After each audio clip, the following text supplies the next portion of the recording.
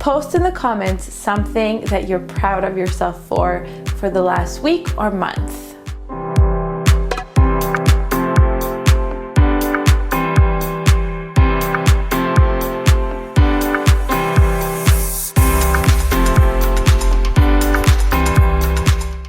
Hi. So I thought we should just chat today because I have something really cool and interesting to share with you and also ask your opinion. And the first thing I want to say is that I'm really proud of myself because I went shopping last weekend. And that might sound really crazy to you, but I literally shop twice a year for a few reasons. I hate shopping with a passion. And I think growing up, my grandma and my mom always emphasized the way I looked like, or the way women look like, you know, that our appearance and our beauty, like our outside beauty, is the most important thing that we have, and we really have to put our kind of mask on every day. And it was really annoying to me. I really didn't like it. I didn't like dressing up. They always emphasized it so much, and so I kind of grew resistant to shopping and to like looking really nice, and I just always wear sweatpants and workout clothes. So I'm proud of myself because I decided that I wanted to look nice, and I decided that I want to put more effort into the way that I look like, but not in the way that they raised me to, in a way that I like. So for example, I don't wear makeup. You've probably noticed I never ever wear makeup. I don't enjoy it. It kind of feels like a mask, but I do enjoy wearing nice clothes. So I bought this shirt and I'm so happy with it, and it makes me feel so pretty and comfortable as well. So that's important. And when I walked out of the store, I was like, wow, I literally shop twice a year. Like, that's really cool, because all these people are shopping for hours and hours, and I shop once a year, and I was really proud of myself. I like that about myself. I like that I don't spend money. I mean, if you like shopping, that's awesome and you should do it. But I really like that I don't spend a lot of money on clothing, and that I just do it when I feel like it twice a year and get it done with.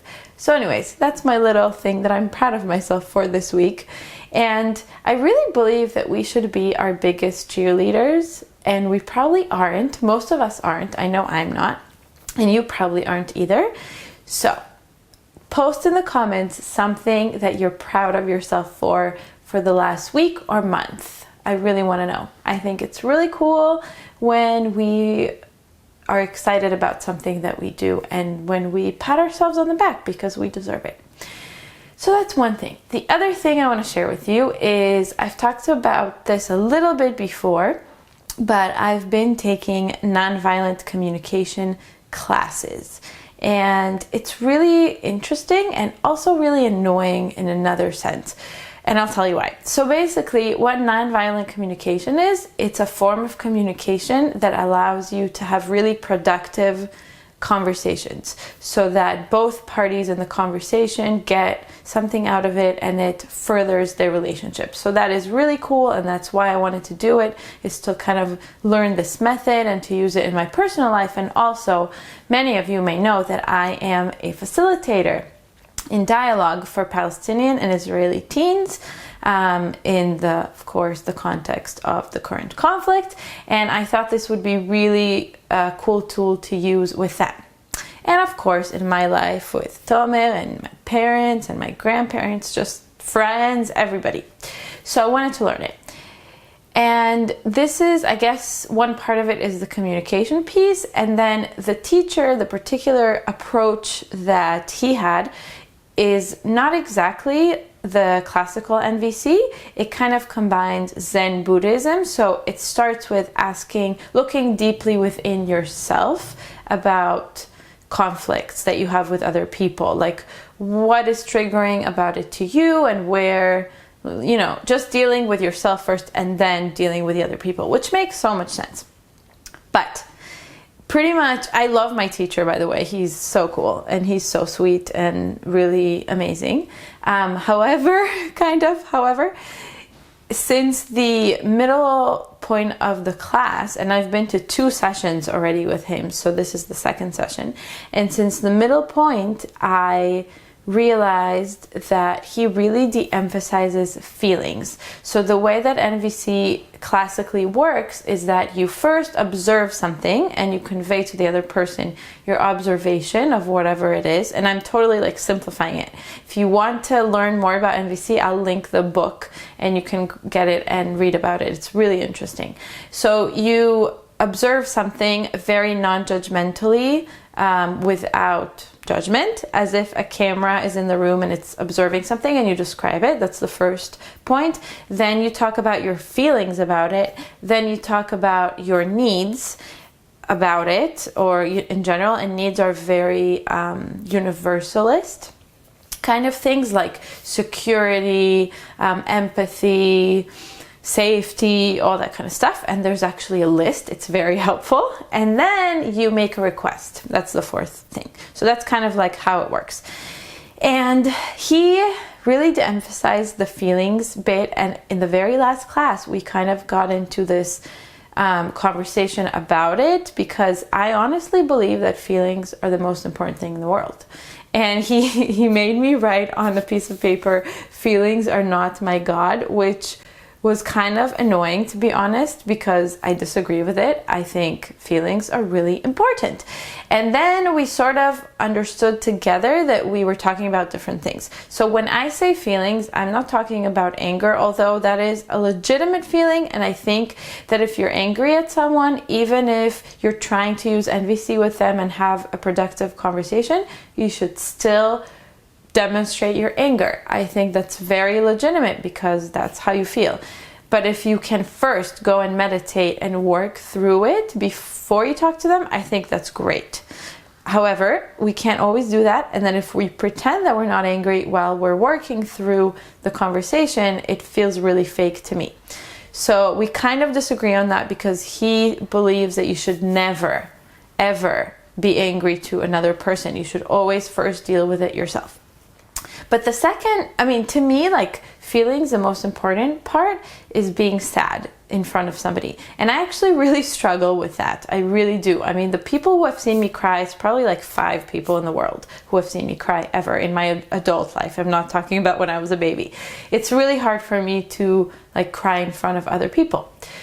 And I think it's really valuable. And when I think about the teens that I work with, not the only, but the main like productive part of our work together is when they cry, or when, they show very intense sadness, because the situation back home is very sad. So it's real when they show it, and everyone can relate to it, because it's just being sad. Like, we all know how that feels like, and it's so real, So anyways, I'm really curious, what do you think about that? Do you think it's important to share your feelings that way? Or do you think we should all I'm sorry about the noise, there's construction. Do you think we should process our feelings separately, and then when we have a conversation, just be sort of neutral and more work at it through a logical point of view? I'm really curious what you think. But what I do want to share, besides those questions that I was annoyed with, and I think that I should give it another chance to NVC in general, because NVC does emphasize feelings. My teacher didn't, but NVC does. But the other thing is that I learned, and it was so amazing. It's mind-blowing. And I think you'll agree. And I've shared it with a few friends, and they thought the same. So the most important part, in my opinion, about NVC is that when you're talking to somebody, you have to, there's 2 conversations going on when they speak, 2 sounds, and you have to shut off one and listen to the other. So one is their actual words that they're speaking, and the other one is their needs underneath that. And as I mentioned, the needs are very universal, so we can all relate to them.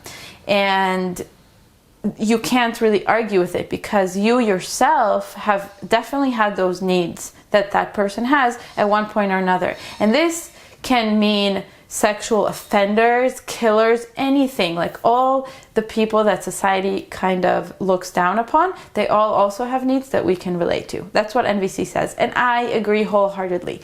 So I'll give you an example in my life that we actually talked about in the last class that really blew my mind.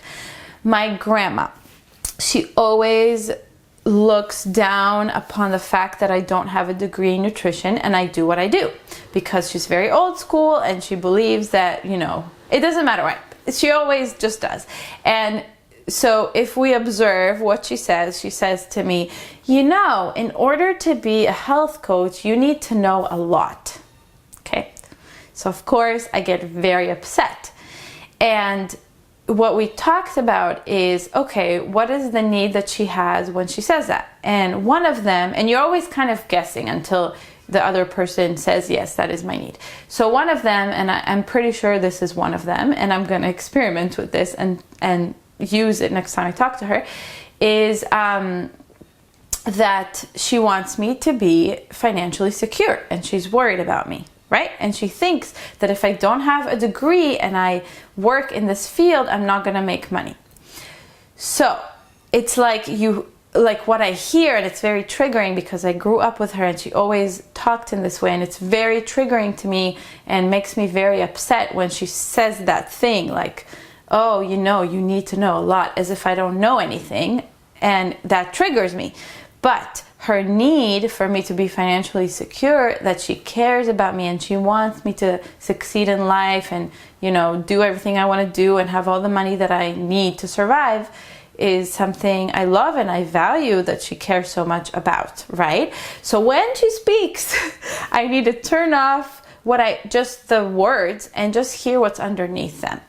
And that's really cool. And you can use it in every situation. If somebody annoys you for whatever reason, it doesn't have to mean that they're actually just caring about you. It can mean that they have a certain need that you can totally relate to that has nothing to do with you, most likely. And that is a great way to look at or to hear another person's words. So I thought that was amazing, and I'm going to try. It's very difficult. It's very difficult. But I'm going to try to use what I learned as much as I can. So even if my first response is going to be anger or sadness or whatever, I'm really going to try to take a step back and use what I learned. And I hope you will too, because I think it's incredible. And it's really the root of compassion and empathy, the real root of it. Let me know what you think. Let me know what you think about feelings. And please let me know what you're proud of yourself for. And again, if you want to check out that NVC book, I'm going to link it below because I think it's pretty cool. And also, let me know if you like these chats, because I kind of like chatting with you, and I feel like all my videos are very official and like, you know, recipes and this, and I have to really get organized for it and kind of think it over really well. And here I'm just chatting with you and I really like it, and I want to know if you do too. So that's it. I hope you're having a beautiful week, and I'm going to see you very soon. With you, I know you're the one I dream of. Looks into my eyes, take me to the clouds above. Oh, I lose control, can't see.